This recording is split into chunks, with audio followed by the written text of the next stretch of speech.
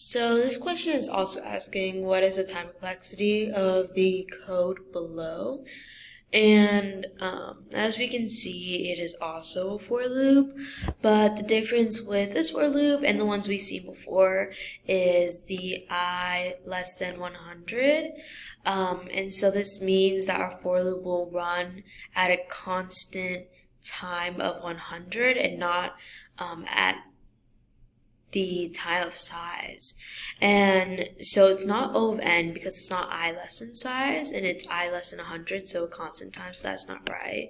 It's not O log of n because we're not doing something like size divided by 2 or I less than or I divided by 2, so it's not O log of n.